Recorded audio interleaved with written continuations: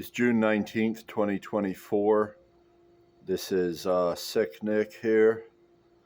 You know, that name was my board name in the poker room for a while, and it might be again when I return. So that's something I identify as.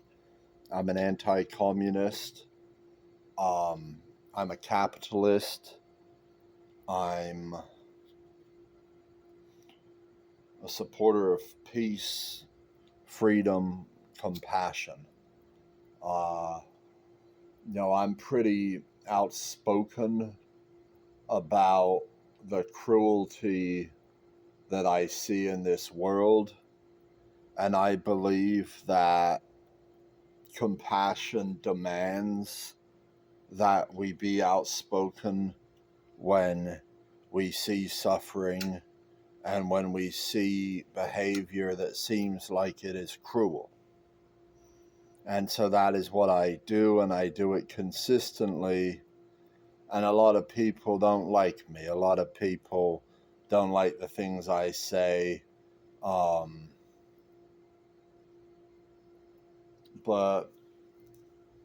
I'd rather be not liked than sign off on what I see as cruelty and what I see as an ineffective and destructive societal structure that's going to leave everybody doomed if we don't do something about it. So I know that I've been imperfect. I am imperfect. I've struggled with addictions in my life. My most recent addiction has been marijuana. And I know there's a lot of people who use it, who see it as harmless. And maybe for them it is, man. My belief is that every substance and every individual is a little different, that every substance affects every individual a little differently, and that some people are more predisposed to destructive tendencies with substances than other people. For me, when I use it, it's something that takes over my whole life, and it becomes, I withdraw, I get through life, but I haven't known much joy during the time that I've used it. When I look back at it, tonight I went to an improv class that I used to go to, and man, I had a lot of laughs, a lot of healthy, just human interaction, man. And I believe that that is really, really important. During the lockdown, the pandemic, so-called pandemic, whatever you want to call it,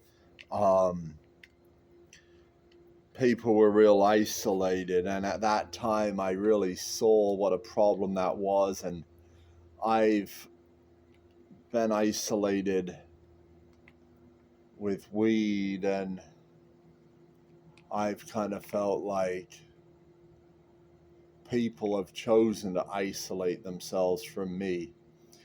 And while that's true to a large degree, and a lot of people have done that, I've also withdrawn myself.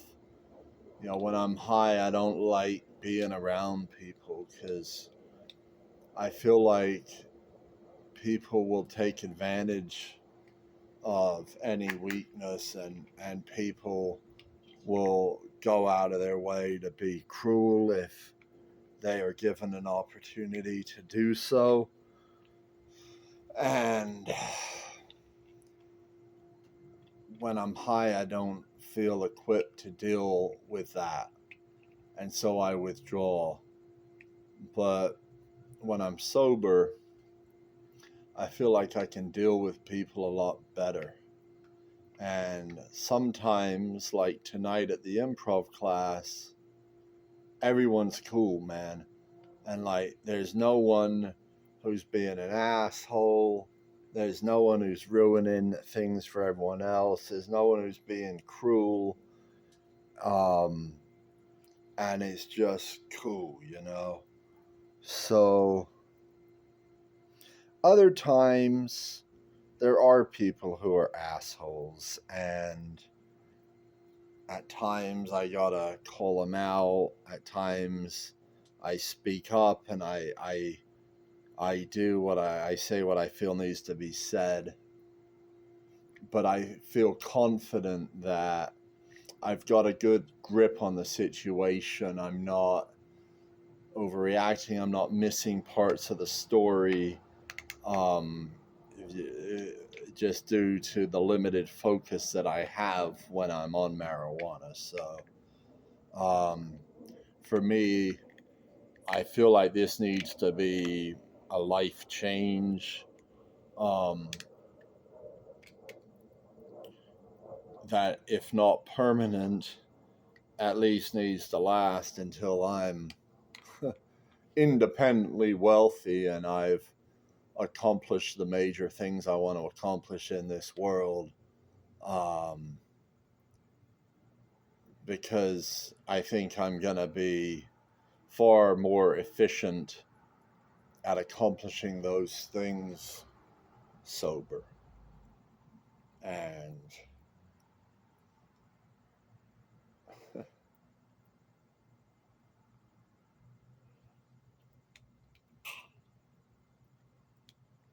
I don't know. I'm okay if I don't ever smoke again, honestly. Uh, because I believe that if I have time, things will get better. You know, it's a long run investment. And it's cool that even on day 4 that I've had rewards. I've had gifts that I wouldn't have probably had if I were high. I mean, Monday night, went to dinner with my dad and my kids at an Indian restaurant. That was real nice. Um, Tuesday morning before work, I went and climbed North Mountain. I mean, I've climbed North Mountain on the weekends, but I've never done it Tuesday before work.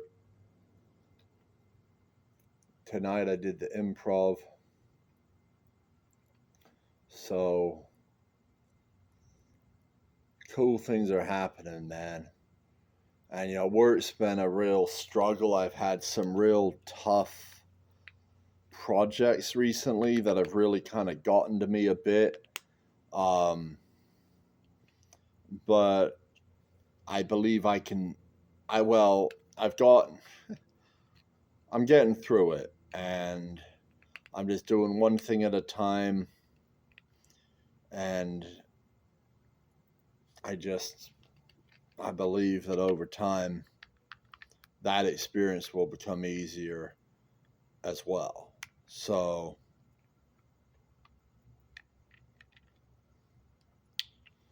that's where I'm at today. This social interaction today was just so key, man. Because I know there were people in that room who certainly would disagree with me on things, but we were able to form a bond through this kind of medium of improv. And it was healthy, man, because people are these tribes are real disconnected right now. And I think any kind of bridge that can be formed between them is a healthy thing, man. I mean, there's serious shit going on in this world, man. This bond market is on real fucking thin ice, man. And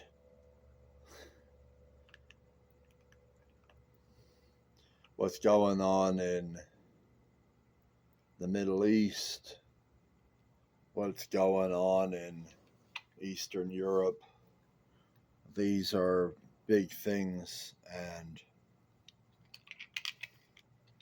this world needs healthy interactions. It needs sanity. It needs laughter. It needs connection. And improv, I believe, can be a part of that. You know, it's only once a week, maybe twice if I start doing the Tuesday Zoom class, but I probably can't because I got my kids that day.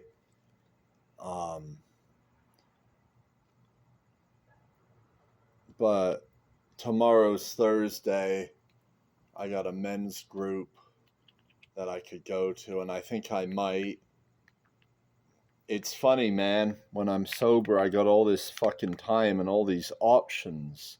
I mean, I've been waking up at 5 a.m.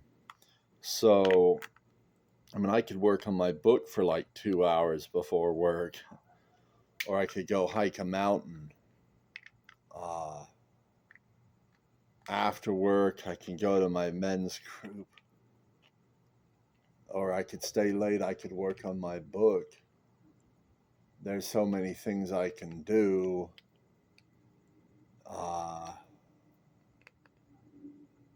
And I don't feel the same pressure that I feel when I'm high. Because when I'm high, I got a lot less time, and I got even less time that I'm in any kind of condition to do something like work on a fucking book. So,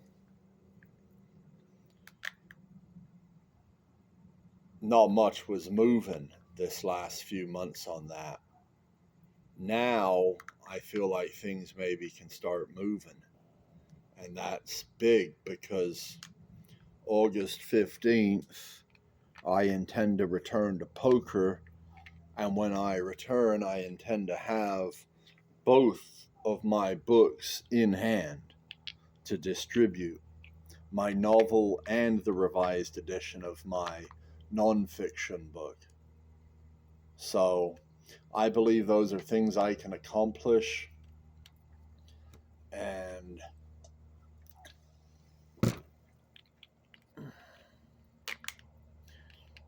I think I can make a lot of good things happen in my life.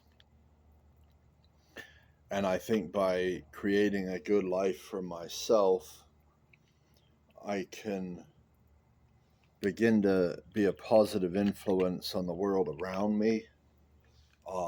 When I got divorced, I was talking with my buddy Ty, who's still my buddy from Washington, and he said, you know, because I was worried about my ex-wife and, you know, the kids and the finances and everything else, and how was she going to survive?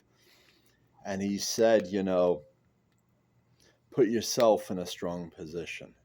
If you're in a strong position, you can be in a position to help people when the time comes. And I'm working on it. I'm in a stronger position now than I was a year ago, significantly stronger, even though I was smoking. But sober, give me a year fucking sober and see what happens. Yeah, a lot of the most effective people have been people that have been former potheads, because you do open up your mind.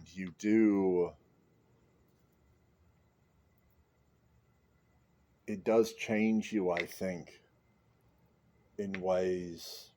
The insights that I had stuck with me. The things I learned, the things I focused on, they've stuck with me. My novel, I was high. Most of the time I wrote that. Now I'm going to revise it sober. The finished product, I'm going to get it to completion sober, but it's a pretty fucking amazing thing. I mean, like anyone who reads this, their mind should be completely fucking blown, man. And I don't know if anyone has yet. I've only given it to a couple beta readers, and as far as I know, they haven't looked at it yet. But maybe they. I mean, they certainly haven't let me know if they have. So, I can't imagine they have, because I just think anyone who had would just be so blown away. But again, I don't know what the mindset of someone who doesn't see things the same way as me how they might react. A lot of people aren't real communicative. So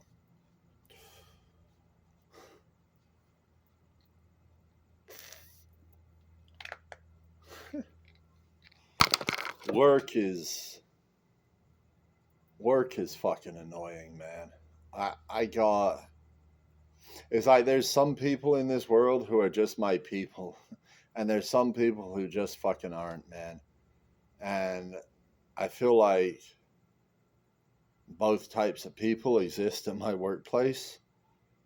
And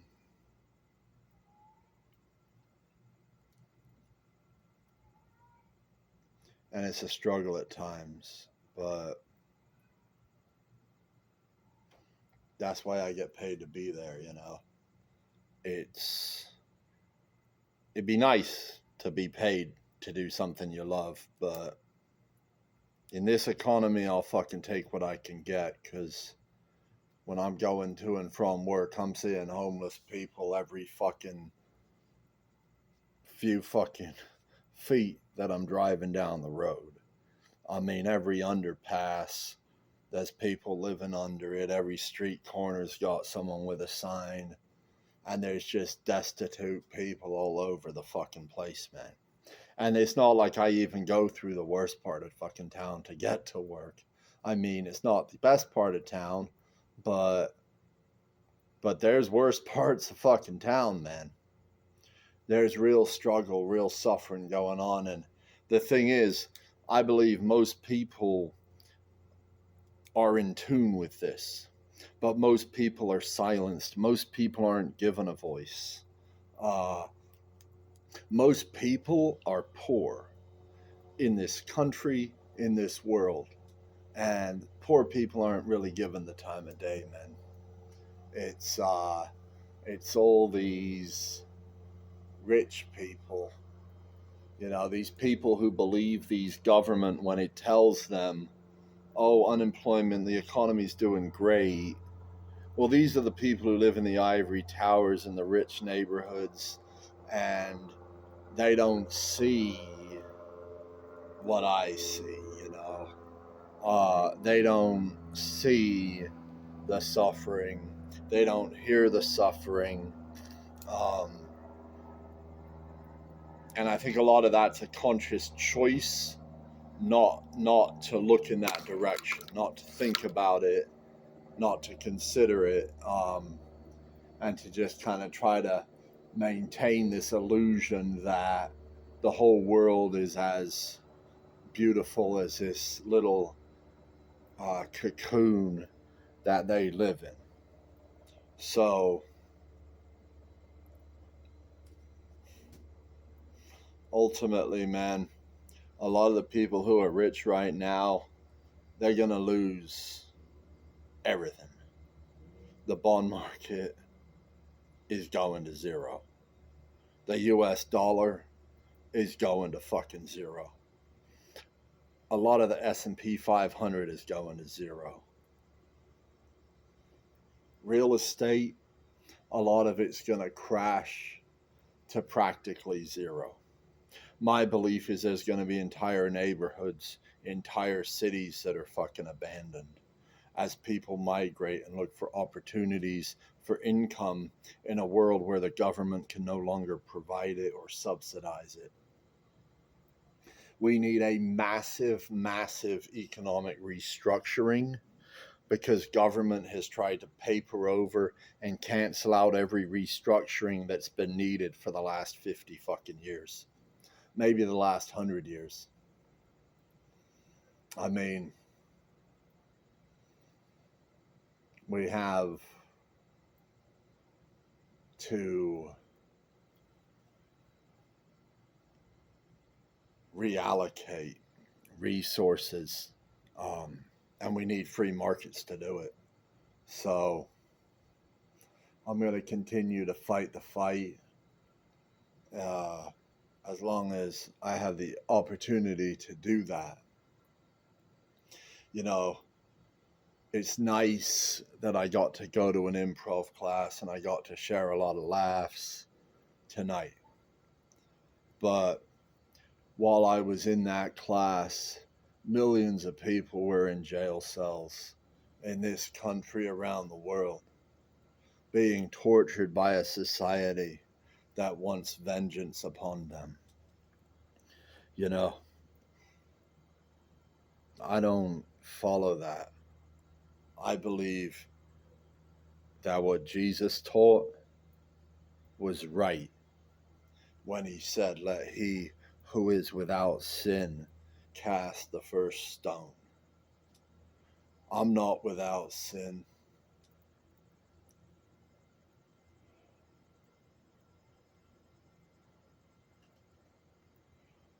And I'm not here to cast stones.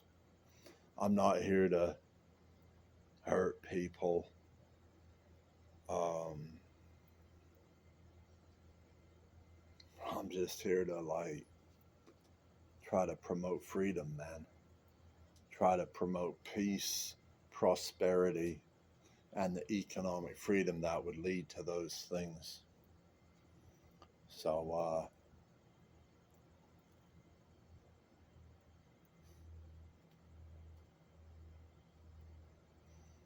it's strange to me that people are just able to walk away from these relationships that had so much significance to me with seemingly no concern or regret. But I guess some people got a lot of friends. Some people got a lot of relationships, and they don't concern themselves with me. So there's a lot of people on this planet, and there's always a chance to make new friends. And maybe if I am sober and I stay this way, maybe I'll make some. So if you're out there and you struggling, man, God bless you, man. I hope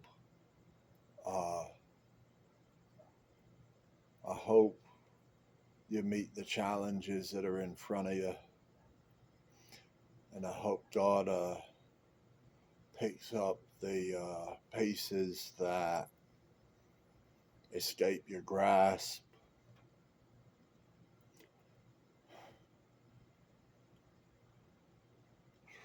I hope you learn about freedom, man. I hope you come to understand the solution for society, even if society doesn't. Because it seems like people die, man. But there's a fucking heaven. And my belief is that those who understand freedom in a true sense, who understand empathy and its importance, and those who have compassion, which really is a function of empathy, that's where they go, because they can go there and they cannot screw it up for the residents that are already there, man. Yeah, I say a lot of crazy stuff when I'm high, and maybe some of it's out of context, but I stand by the things I've said unless I've later corrected them, which does happen sometimes. But I'm not as crazy as people think, man.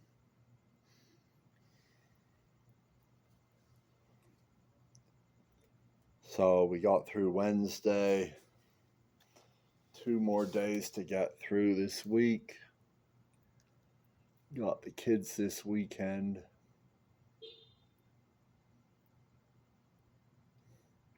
And silver's back over $30. You guys have a good night.